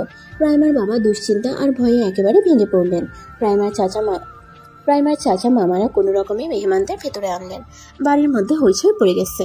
ভেতরের রুম থেকে রাইমার মায়ের কান্নার শব্দ শোনা যাচ্ছে। এদিকে বর পক্ষের মানুষজন সব হতভম্ব হয়ে বসে আছে, যেন এখনো তারা কিছু বুঝে উঠতে পারছে না। তবে এইসব কিছুর মাঝেও যে খুব নিশ্চিন্ত সে হলো অরিক। তার মধ্যে কোনো ভাবান্তর নেই, যেন সে এই মুহূর্তটার জন্যই আগে থেকে অপেক্ষা করছিল। একটু আড়াল হয়ে অরিক কাউকে একটা কল লাগালো। কলটা রিসিভ হতেই সে বলল, মেয়েটাকে কোথায় রেখেছিস? ও পাশের ব্যক্তিটি তখন অবাক কণ্ঠে জবাব দিল, ভাই, আমরা তো এখনো ওই মেয়েকে কিডন্যাপ করতে পারিনি। বাড়ির পেছন দিকটায় আমরা আছি, সুযোগ বুঝে কাজটা হয়ে যাবে, আপনি কোনো চিন্তা করবেন না। টনক নড়ল অরিকের। তার লোকেরা যদি রাইমাকে কিডন্যাপ না করে থাকে তাহলে ওই মেয়ে কোথায় গেল? অরিক চিন্তিত গলায় বলল, আচ্ছা, এক কাজ কর, তোরা আপাতত এখান থেকে চলে যা, প্রয়োজন পড়লে আবার ডাকবো তোদের। ঠিক আছে ভাই। কলটা কাটলো অরিক। এসব চিন্তার কালো মেঘ তার মনেও হানা দিল। সে বাড়ির ভেতরে গিয়ে খেয়াল করলো সবার চোখ মুখ থমথমে, যেন কেউই ব্যাপারটা মেনে নিতে পারছে না। অরিক শুকনো ঢোক গিলল। রাইমার বাবা স্তব্ধ হয়ে বসে রইলেন রুমের এক কোণে, যাকে এটা ওটা বলে ভরসা দিচ্ছে তার ছোট ভাইরা। অরিক গিয়ে সেখানে বসলো। মৃদু সুরে জিজ্ঞেস করলো, রাইমা ঠিক কখন থেকে নিখোঁজ হয়েছে? আপনারা কিছু জানেন?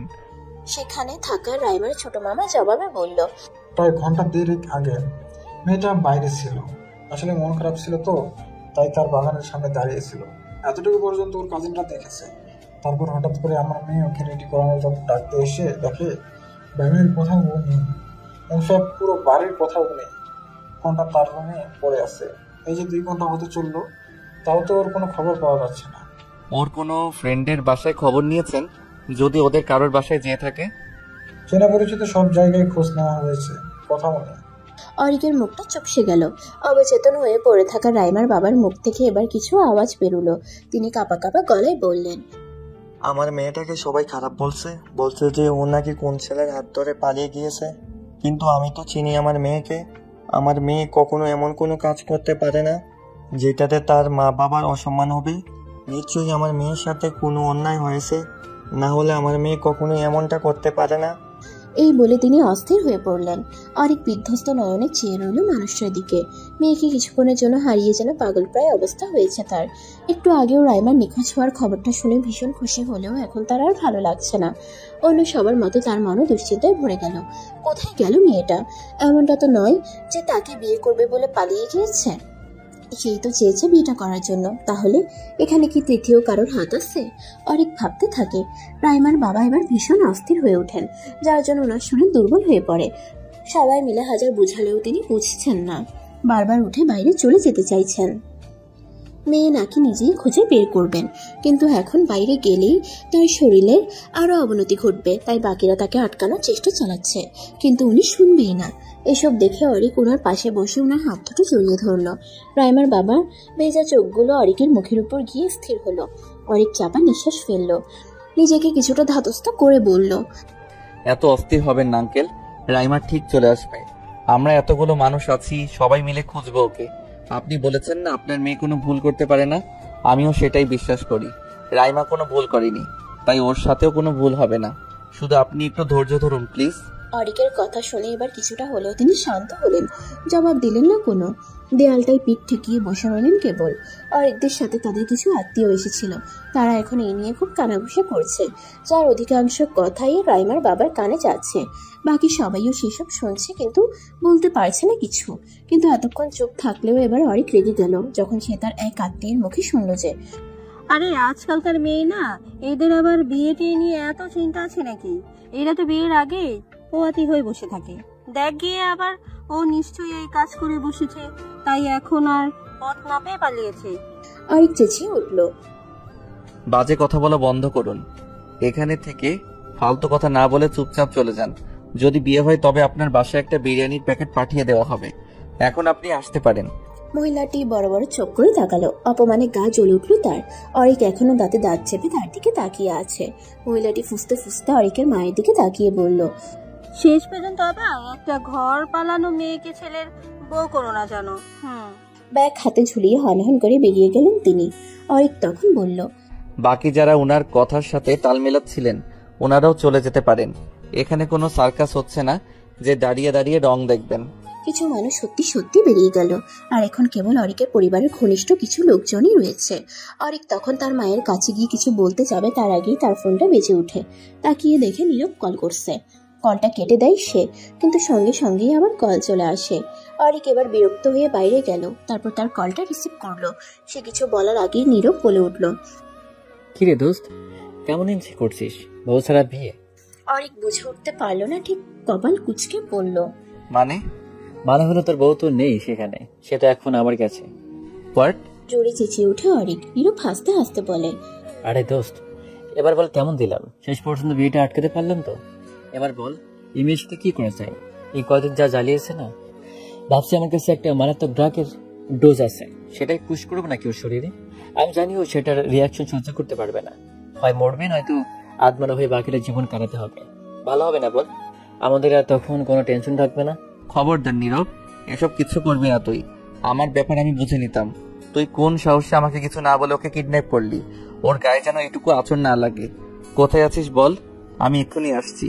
নীরব হাসতে হাসতে বলে, বাহ, প্রেম তো চুইয়া চেয়ে পড়ছে দেখছি। শক্ত গলায় অরিক বলে ওঠে, বাজে কথা না বলে জলদি ঠিকানা দে। নীরব ঠিকানাটা দিতেই অরিক কাউকে কিছু না বলেই গাড়ি নিয়ে বেরিয়ে পড়ল। নীরবের দেওয়া ঠিকানায় পৌঁছে অরিক বেশ খানিকটা অবাক হলো। এই জায়গাটায় এর আগে কখনো আসেনি সে। মেইন শহর থেকে অনেকটাই ভেতরে, গাড়ি নিয়ে আসতেই অনেকটা সময় লেগেছে। চারপাশে আর তেমন কোনো বিল্ডিং দেখা যাচ্ছে না, রাস্তাঘাটও বেশ শুনশান। গাড়ি থেকে নেমে অরিক নীরবকে কল করলো। কিরে, চলে এসেছিস? হ্যাঁ, কোথায় তুই? তুই যেখানে থেমেছিস সেখান থেকে ডানে একটা রাস্তা গিয়েছে, দেখ। সে রাস্তা দিয়ে কিছুটা পথ আগলেই একটা পুরাতন ভাঙা বিল্ডিং দেখতে পারবি। আমি সেখানে আছি, চলে আয়। ঠিক আছে, রাখ, আমি আসছি। অরিক কলটা কেটে দিয়ে নীরবের বলা পথে চলতে লাগলো। ডানের রাস্তা ধরে বেশ কিছুটা হাঁটার পর শেষে বিল্ডিংটা দেখতে পেল। ভেতরে ঢুকলো সে। ডানে বামে দুটো করে রুম, আর মাঝখান দিয়ে একটা সিঁড়ি উপরে উঠে গিয়েছে। অরিক এদিক সেদিক তাকিয়ে দেখলো কেউ নেই। সে এবার নীরবের নাম ধরে দেখলো। নীরব, নীরব, কোথায় তুই? নীরব বেরিয়ে এলো। ঠোঁটের কোণে লেগে আছে তার বিশ্বজয়ের হাসি। তাকে দেখা মাত্রই অরিক কপাল কুচকালো, বিচলিত হয়ে বলল, রাইমা কোথায়? নীরব বিদ্রুপের সুরে বলল, বাবা আর কি। বাবা, অরিক, কি ব্যাপার বলতো? তুই তো দেখছি ওই মেয়ের জন্য দেওয়ানা হয়ে উঠছিস। দুদিন আগেও না তুই ওকে সহ্য করতে পারতি না, তাহলে হঠাৎ এত প্রেম? অরিক রেগে যায়, ধমকে উঠে বলে, দেখ নীরব, এমনিতেই মাথা গরম হয়ে আছে, আর রাগাস না আমাকে। রাইমা কই সেটা বল। আর তুই ওকে এখানে কেন নিয়ে এসেছিস? আমি বলেছি তোকে এমন কিছু করতে? অতিরিক্ত পণ্ডিতি না করলে হয় না, তাই না? নীরব হতাশ হয়ে বলল, যা বাবা, যার জন্য চুরি করে সেই বলে চোর। এজন্য কারো ভালো করতে নেই। যাকে সেসব তোর হবু বউ ওই রুমে আছে, এখন রাগ পুশ করে নেই। তুই যখন এসে গেছিস তখন তুই পড়। অরিক বাঁকা চোখে নীরবের দিকে তাকিয়ে বিরক্ত হয়ে ভেতরে চলে গেল। রুমে ঢুকেই চমকে গেল সে। রাইমাকে চেয়ারে বেঁধে রাখা হয়েছে, তার মাথা ঝুঁকে আছে নিচের দিকে। বড় বড় চুলগুলো সব মুখের সামনে পড়ে আছে, কোনরূপ নড়াচড়া করছে না। তবে কি ওর জ্ঞান নেই? অরিক ছুটে গেল তার কাছে, দু হাত দিয়ে রাইমার মুখের সামনে থেকে চুলগুলো সরিয়ে মুখটা উপরে তুলল। চোখ বুজা, তার মানে সত্যি জ্ঞান নেই ওর।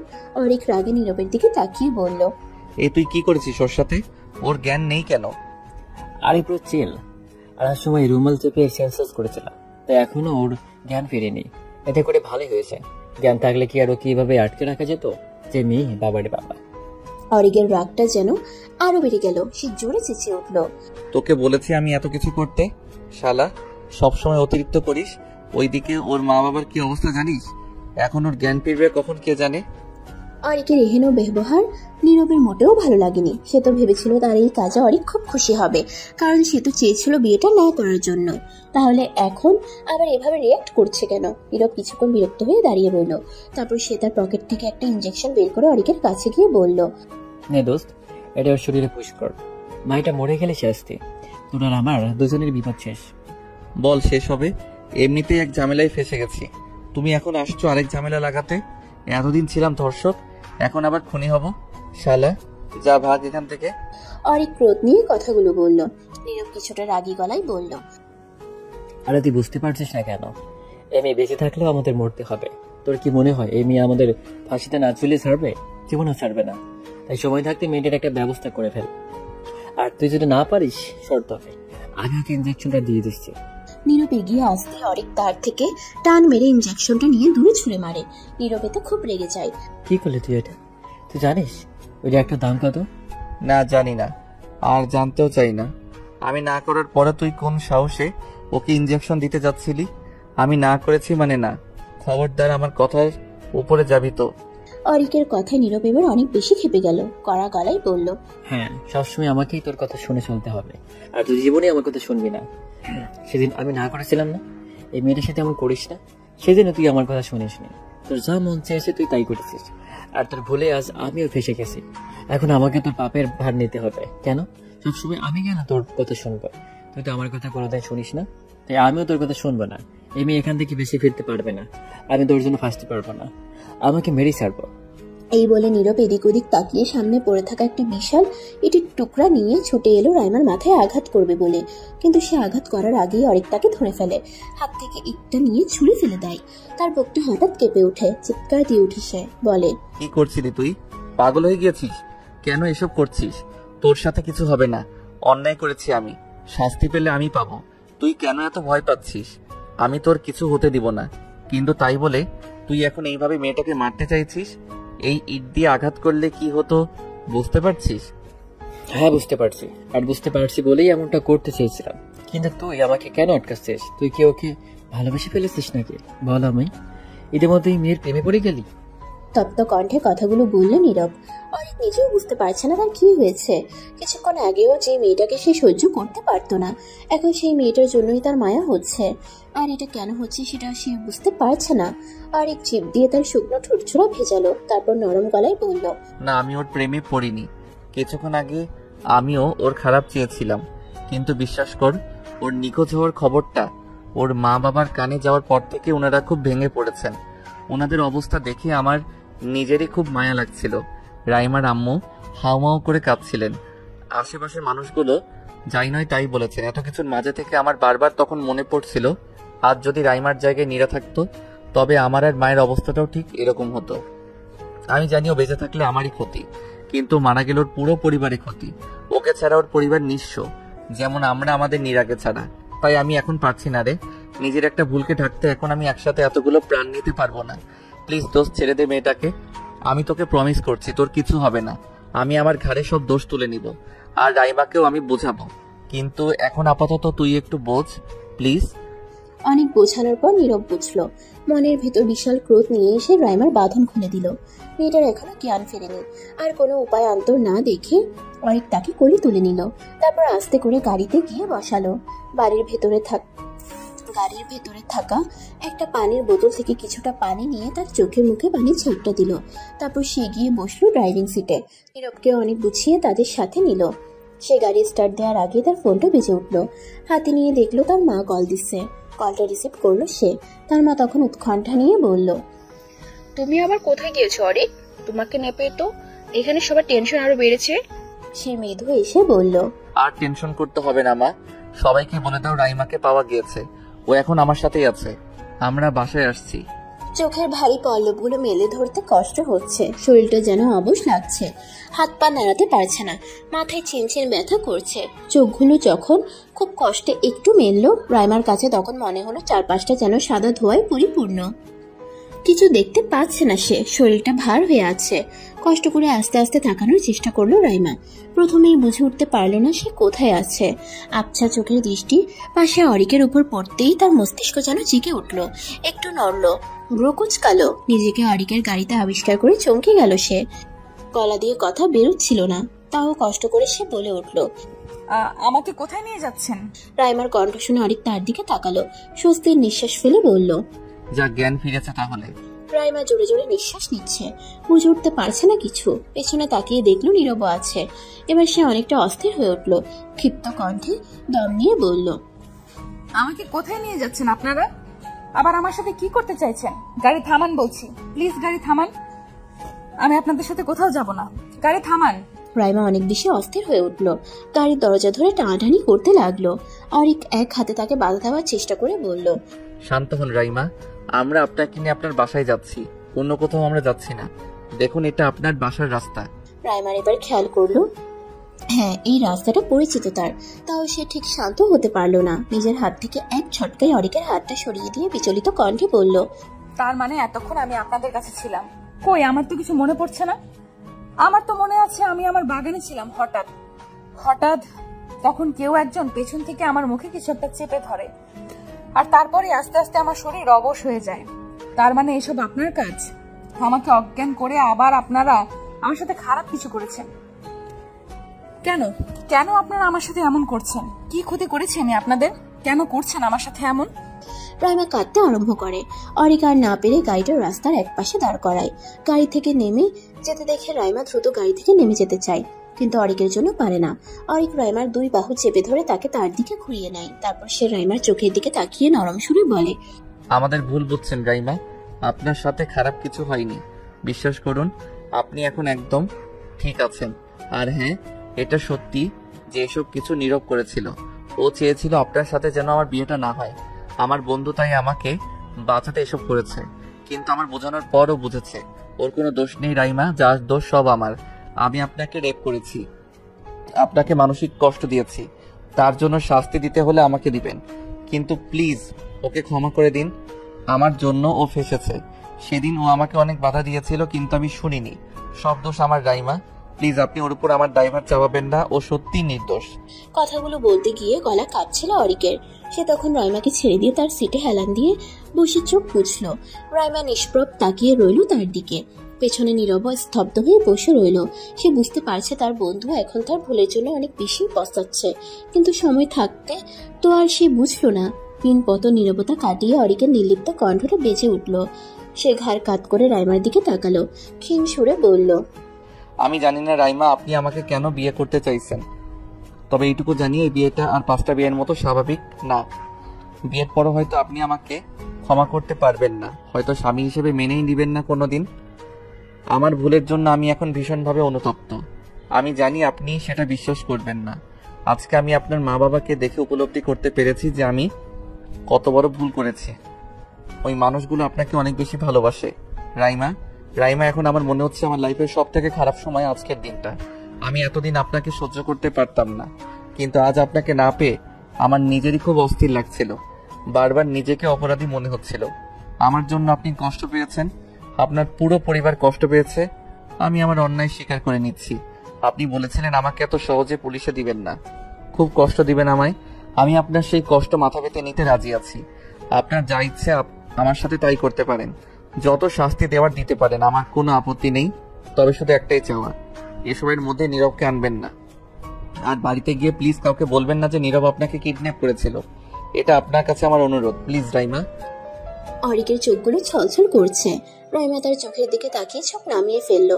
সে কিছু বুঝতে পারছে না সে কি বলবে, কোনটা ন্যায় কোনটা অন্যায় সেটা এই মুহূর্তে তার মাথায় কাজ করছে না। কি করবে সে? ক্ষমা করে দিবে? ক্ষমা করা যায় এদের? যদি আবার একই কাজ করে বসে, যদি ভুলে যায় এসব, তখন কি করবে সে? রাইমার প্রচন্ড মাথা ব্যথা করে। সে জোরে জোরে নিঃশ্বাস নিয়ে সেটা হেলান দিয়ে বসে ক্লান্ত কণ্ঠে বলে, আমার খুব শরীর খারাপ লাগছে, আমাকে বাসায় নিয়ে চলুন প্লিজ। অরিক আর কিছু বলল না। গাড়ি স্টার্ট দিয়ে আবার তাদের গন্তব্যের পথে রওনা দিল। রাইমাকে ধরে আস্তে আস্তে বাসার ভিতরে নিয়ে গেল অরিক। তাকে দেখা মাত্রই বাড়ির সবাই ছুটে এলো তার কাছে। তার মা বাবা তাকে বুকে জড়িয়ে নিল। চোখে মুখে তার অনেক চুমু খেলো, যেন তারা আবার তাদের প্রাণ ফিরে পেয়েছেন। রাইমার মা এখনো কেঁদে চলেছে। রাইমা তাই তার মায়ের চোখ মুছিয়ে দিয়ে বলল, আমি তো এসে গেছি মা, তাহলে এখনো কেন কাঁদছো? তার কথায় তার মা কোনো জবাব দিলেন না। মেয়েকে কেবল বুকে জড়িয়ে ধরে রইলেন। পরিবেশ কিছুটা স্বাভাবিক হওয়ার পরে রাইমাকে সবাই প্রশ্ন করতে লাগলো, সে কোথায় ছিল, কেন বাইরে গিয়েছিল, আর অরিক তাকে কোথায় পেয়েছে, আরো কত কত প্রশ্ন। অরিকের মেজাজ বিগড়ে গেল সবার এত প্রশ্ন শুনে। সে রেগে গিয়ে বলল, ও কোনো ছেলের হাত ধরে পালায়নি যে আপনারা ওকে সব প্রশ্ন করবেন। ওকে কি? অরিক কথাটা শেষ করার আগে রাইমা মাঝপথে বলে ওঠে, আমাকে কারা যেন কিডন্যাপ করেছিল বাবা, কিন্তু আমি তাদের কাউকে চিনি না। হয়তো কেউ এই বিয়েটা ভাঙতে চেয়েছিল, তাই সেই ব্যক্তি আমাকে কিডন্যাপ করার পর আবার অরিককে ফোন করে আমার নামে অনেক উল্টাপাল্টা কথা বলে। কিন্তু উনি এসব বিশ্বাস না করে উল্টো সেই নাম্বারের লোকেশন ট্র্যাক করে আমার কাছ অব্দি পৌঁছে যান। তারপর উনি ওদের পুলিশের ভয়টাই দেখিয়ে আমাকে ওদের কাছ থেকে নিয়ে আসতে সফল হন। আমার তখনও জ্ঞান ছিল না। মাঝ রাস্তায় জ্ঞান ফেরার পর উনি আমাকে সবকিছু বলেন। এত সব মিথ্যা বলে রাইমা নিশ্চুপ হয়ে যায়। তার নিজেরই বিশ্বাস হচ্ছে না যে সে এক নাগারে এত মিথ্যা বলে ফেলেছে, তাও আবার এই মানুষগুলোর জন্য। অরিক নীরব দুজনেই হতভম্ব হয়ে গেল রাইমার কথা শুনে। এদিকে সবাই আবার অনেক উত্তেজিত হয়ে পড়লো এসব কথা শুনে। রাইমার বাবা অরিককে জিজ্ঞেস করলো, বাবা ওই লোকটা কে ছিল? ও কেন আমার মেয়েকে কিডন্যাপ করেছে? কিছু বলেছে তোমাকে? অরিক ইতস্তত কণ্ঠে বলল, না আঙ্কেল, আসলে ওর সাথে এত কথা আমরা বলিনি। আমি আর নীরব গিয়েছিলাম, গিয়েই আমাদের মধ্যে ছোটখাটো মারামারি লেগে গিয়েছিল, কিন্তু ও একা থাকায় আর পারিনি আর কি, তাই পালিয়ে যায়। আমরা তখন রাইমাকে নিয়ে ব্যস্ত পড়ি, আর ওর কথা মনে ছিল না। রাইমা বাঁকা চোখে অরিকের দিকে তাকায়। অরিক অপ্রস্তুত হয়ে পড়ে তাতে। জিভ দিয়ে ঠোঁট ভিজিয়ে অন্যদিকে চোখ ফিরিয়ে নেয়। আর রাইমা তখন মনে মনে বলে, এই সুযোগ দিয়েছে বলে নিজেকে এখন হিরো বানিয়ে ফেলছে। এত ঝামেলা শেষে এবার কিছুটা শান্ত হলো সবাই। দুই পরিবারের মধ্যে আবারও কথোপকথন হলো এবং তারা আবারও হাসি মুখে বিয়ের জন্য প্রস্তুত হলেন। কিন্তু রাইমা হঠাৎ বলে উঠল, আমার অরিকের সাথে কিছু কথা বলার আছে, তারপর আমরা এই ব্যাপারে আমাদের সিদ্ধান্ত জানাবো। রাইমা আর অরিক মুখোমুখি দাঁড়িয়ে, দুজনেরই চোখ মুখ বিষণ্ণ হয়ে আছে। অরিকের গায়ে সাদা পাঞ্জাবিটা দেখে রাইমা মৃদু হাসলো, তবে সেই হাসির কোনো প্রাণ নেই। রাইমা অনেকক্ষণ সময় নিল। অরিক তার মুখ পানে চেয়ে রইল কিছু শোনার অপেক্ষায়। রাইমা এক পর্যায়ে তপ্ত নিঃশ্বাস ছাড়ল। অরিকের দিকে তাকিয়ে নির্লিপ্ত কণ্ঠে বলল, আপনি বলেছিলেন না আপনাকে শাস্তি দেওয়ার কথা? বলেছিলেন আমি যেন আপনার বন্ধুকে ক্ষমা করে দিই। যা শাস্তি দেওয়ার আপনাকেই দিই। তবে তাই হোক, আমি ক্ষমা করে দেব আপনার বন্ধুকে। তবে তার বিনিময়ে আমার একটা শর্ত আছে। অরিক চোখ বুঝে নিঃশ্বাস ছেড়ে বলল, কি শর্ত? রাইমা চোখ মুখ শক্ত করে তার দিকে তাকালো। জিভ দিয়ে ঠোঁট ভিজিয়ে গম্ভীর সুরে বলল, আপনাকে এখন বাইরে গিয়ে সবার সামনে সবটা সত্যি বলতে হবে। আপনি আমার সাথে যা যা করেছেন তার সব। আর এই সমস্ত কিছু শোনার পর যদি আপনার আর আমার পরিবার আপনাকে ক্ষমা করে দেয়, তবে আমিও আপনাকে ক্ষমা করে দেব। কিন্তু তার জন্য আগে আপনাকে এই কথাগুলো সবাইকে বলতে হবে। আর এটাই আপনার শর্ত, কিংবা আবার শাস্তিও বলতে পারেন। অরিক স্তব্ধ হয়ে গেল। এবার তার কি বলা উচিত? তার মস্তিষ্কের নিউরনগুলো তো কোনো সঠিক উত্তর পাঠাচ্ছে না। মাথাটা ফাঁকা ফাঁকা লাগছে। এসব কথা শোনার পর তার মায়ের কি অবস্থা হবে সেটা ভেবে তার বুক কেঁপে উঠছে। বুকের ভেতর হৃৎপিণ্ডটা ক্রমাগত তার স্পন্দন বাড়িয়ে দিচ্ছে। ভয় হচ্ছে খুব, কিন্তু তাও সে মেনে নিল, নিজেকে মানিয়ে নিল, বুঝে নিল অন্যায় করলে শাস্তি পেতেই হবে। আর তারও শাস্তি পাওয়ার সময় চলে এসেছে। তাই সে ঠিক করলো বলে দিবে সবাইকে সবটা। সত্যিটা যতই তেতো হোক না কেন, সবাই ঠিকই বাধ্য হয়ে সেটা হজম করে নেয়। আর এই মানুষগুলোও সেটা পারবে, যে মানুষগুলো অধীর আগ্রহে বাইরে অপেক্ষা করে চলেছে তাদের মতামত শোনার জন্য। অনেক জোরে দম নিল, হাত দিয়ে কপালের চুলগুলো পেছনে ঠেলে দিয়ে বলল, ঠিক আছে, আমি সবাইকে সবটা বলবো। দুজনেই শক্ত মনে ড্রয়িং রুমে সকলের সামনে গিয়ে দাঁড়ালো। সবার উৎসুক দৃষ্টি তাদেরকে ঘিরে, যেন সবাই একটা হ্যাঁয়ের অপেক্ষায় মত্ত। অরিক নিজেকে শক্ত করলো, কিন্তু মায়ের মুখের দিকে তাকাতেই যেন তার বুকটা ফেটে যাচ্ছে। ইস, তখন যদি এই মুখটা একবার তার মনে ভেসে উঠত, তবে জীবনেও এই ঘৃণ্য কাজটা সে করতে পারতো না। অরিকের শরীর ঘামছে, বুকটা কাঁপছে। সে নিজেকে শান্ত করার চেষ্টা করে বলল, আমার সবাইকে কিছু বলার আছে। অরিকের মা জবাবে বললেন, হ্যাঁ বাবা, আমরা তো তখন থেকে অপেক্ষা করছি তোমাদের মতামত শোনার জন্য। কি সিদ্ধান্ত নিয়েছো বলো? সিদ্ধান্তের কথায় পরে আসছি মা, তার আগে আমার জন্য কিছু বলার আছে। সবাই বুঝতে পারছে না অরিক ঠিক কি বলতে চাইছে। রাইমার বাবা তখন বললেন, ঠিক আছে বাবা, বলো তুমি কি বলবে, আমরা শুনছি তোমার কথা। অরিক এবার একবার মায়ের দিকে তাকালো তো একবার রাইমার দিকে তাকালো। বুক ধরফর করছে তার, মাথার চুলগুলো ঘামে লেপ্টে আছে। অরিক চাপা দীর্ঘশ্বাস ফেললো, নিজেকে সর্বোচ্চ কঠিন করে বলল, মা, আমি অনেক বড় ভুল করে ফেলেছি। আমি জানি তুমি আমার সেই ভুলের কথা জানার পর আমাকে কখনোই ক্ষমা করতে পারবে না, তাও ক্ষমা চাচ্ছি। শুনেছি সন্তান হাজারটা ভুল করার পরও মা তাকে ক্ষমা করে দেয়, তাই ক্ষমা চেয়ে নিলাম। যদি পারো কোনোদিন আমায় ক্ষমা করে দিও। অরিকের মা হতভম্ব হয়ে তার ছেলের দিকে চেয়ে রইলেন। কি বলছে সে? তার মাথায় কিছুই ঢুকছে না, তাই রেগে গেলেন তিনি। ধমক দিয়ে বললেন, কি সব বলছো বলো তো? কি অন্যের কথা বলছো? আমি তো কিছুই বুঝতে পারছি না। বলছি মা, সবটা বলছি। মা, 1 মাস আগে এক রাতে আমি বলেছিলাম না আমি আজ রাতে নীরবের বাসায় থাকবো। সেই রাতে আমি নীরবের বাসায় না থেকে পার্টিতে চলে যাই। সেখানে অনেক মানুষ ছিল, আর আমাদের বয়সী ছেলেমেয়েরা সব তখন নাচ গান আর ড্রিঙ্কস করাতে ব্যস্ত ছিল। ওই সময় আমি ওইসব খেয়ে ফেলি, অনেকটাই খেয়ে ফেলি। আর তারপর আমার মাথা কাজ করা বন্ধ করে দেয়। সারা রাত উন্মাদের মতো নাচানাচি আর ড্রিঙ্কস করার পর ভোরের দিকে আমরা সেখান থেকে বের হই। আর তখন সেই রাস্তায় রাইমাও ছিল, হয়তো সেই পথেই কোথাও যাচ্ছিল। নেশাগ্রস্ত থাকায় তখন একা রাস্তায় একটা মেয়েকে দেখে আমি টিচ করে বসি, আর রাইমা তখন রেগে যায়, আর রেগে গিয়ে সে আমাকে চড় মেরে বসে। সেই চড়টাই আমার মস্তিষ্ককে পুরোপুরি বিগড়ে দেয়। আর তখন আমি রাগের বসে ওকে আমি রেপ করে বসি। আর এই কথাটাও কাউকে বলেনি, ওর মা বাবা কষ্ট পাবে বলে নিজের মনে সবটা চেপে রেখেছিল। মা, তো তোমার ছেলে একজন ধর্ষক। এবার তুমি তোমার ছেলেকে শাস্তি দাও মা, খুব কঠিন শাস্তি দাও। অরিকের কণ্ঠ থেমে যায়, আর পারছে না সে। শ্বাস নিতেও কষ্ট হচ্ছে। তার গালের উপর উষ্ণ কিছুর স্পর্শ পেতেই সে অনুভব করে সে কাঁদছে। পুরো বাড়ি জুড়ে পিনপত নীরবতা কাজ করছে। প্রত্যেকটা মানুষ যেন নিষ্প্রাণ হয়ে দাঁড়িয়ে আছে কেবল। রাইমা তখন তার মা বাবার কাছে গিয়ে দাঁড়ায়, ভেজা গলায় বলে ওঠে, মা বাবা, তোমরা আমাকে ক্ষমা করো। সেদিন পারিনি আমি তোমাদের কিছু বলতে। মনে হচ্ছিল তোমরা সহ্য করতে পারবে না, কিন্তু কতদিন আর লুকিয়ে রাখতাম বলো। আর যে পারছিলাম না, তাই আজ ওনাকে দিয়েই ওনার অন্যায়টা সবার মাঝে আনি। সেদিনের রাতটা আমার জীবনের সবচেয়ে ভয়ানক রাত ছিল। আগের দিন ভার্সিটি বন্ধ দেওয়ায় ভেবেছিলাম কাউকে কিছু না জানিয়ে চলে এসে সবাইকে সারপ্রাইজ দিব, তাই রাতের ট্রেনেই বেরিয়ে যাই। আর পৌঁছাতে পৌঁছাতে রাতের শেষ প্রহর এসে পড়ে। চারদিকে যখন নতুন একদিনের সূচনা ঘটছিল, অন্ধকারের পর যখন আবারও পৃথিবী নতুন আলোতে সাজতে প্রস্তুতি নিচ্ছিল, ঠিক সে সময় আমার জীবনের আলোটা নিভে যায়, আমার জীবনটা অন্ধকারে ঢেকে যায়। আমি কখনো ভাবিও নি মা বাবাকে সারপ্রাইজ দিতে এসে আমার জীবনের এত বড় সারপ্রাইজ ঘটে যাবে। আমি ওই রাতটা কখনো ভুলতে পারবো না।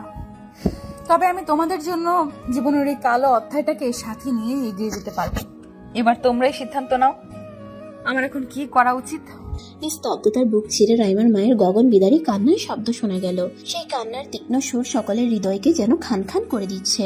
রাইমা এবার তার মাকে আর আটকালো না, মায়ের সাথে সেও চিৎকার করে কাঁদতে লাগলো। এই মুহূর্তটার অপেক্ষায় যে ছিল সে, কবে সে একটু মন খুলে কাঁদতে পারবে, কবে তার মায়ের বুকে মাথা রেখে তার কষ্ট লাঘব করতে পারবে। এবার শান্তি পাচ্ছে সে, ভীষণ শান্তি। রাইমার পরিবারের সবার চোখ থেকে সমান তালে জল পড়ছে।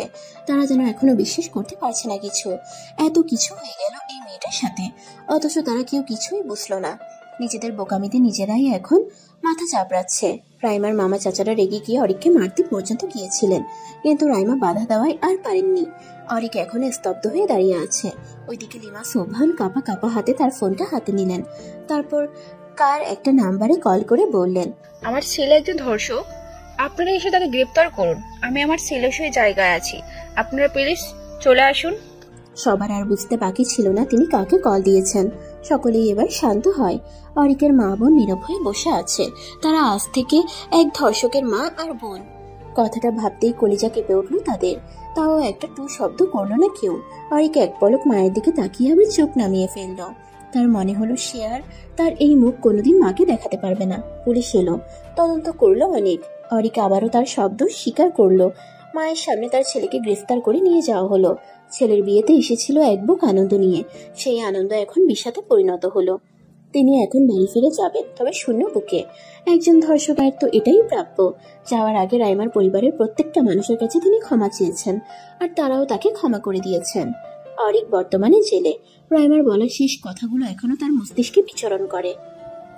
কি পরিমাণ কষ্ট পেলে একজন মা তার ছেলেকে নিজে পুলিশের হাতে তুলে দেয় জানেন? হয়তো জানেন না, কিন্তু আজ থেকে জানবেন। আমি আপনাকে চাইলেই ক্ষমা করে দিতে পারতাম, কিন্তু আমার বিবেক আমাকে সেটা করতে দেয়নি। তাই আমি বাধ্য হয়েছি এত কিছু করতে। পারলে আপনি আমাকে ক্ষমা করে দিবেন, আর আমি আশা করি আল্লাহও আপনাকে ক্ষমা করে দিবেন হয়তো। আর হ্যাঁ, একটা কথা, আপনাকে আমি কোনোদিন ভুলবো না। আমার এই 23 বছরের জীবনে আপনি আমার এক চির স্মরণীয় অধ্যায়, কালো অধ্যায়, যে অধ্যায়কে আমি আমার জীবন থেকে কখনোই মুছে ফেলতে পারবো না, কখনোই না।